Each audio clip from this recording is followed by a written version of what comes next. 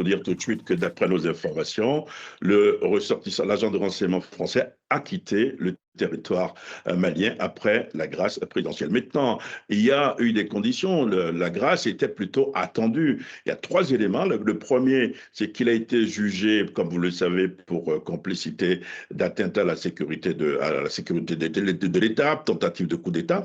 Il y a des militaires maliens qui sont impliqués dans la même tentative. Mais ces militaires n'ont pas été jugés, dont des généraux, ils n'ont pas été jugés. Le Français était le seul jugé, un peu comme s'il fallait une procédure pour pouvoir le gracier.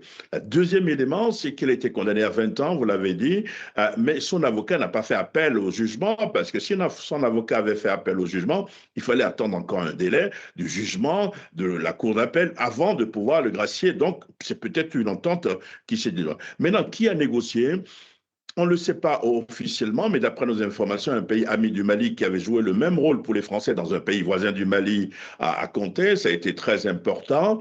Et puis maintenant, dernière question, est-ce que les relations entre Bamako et Paris vont s'améliorer avec cette grâce présidentielle? Des observateurs disent non, c'est trop tôt pour le dire, mais retenez que les pays n'ont pas d'amis, mais plutôt des intérêts.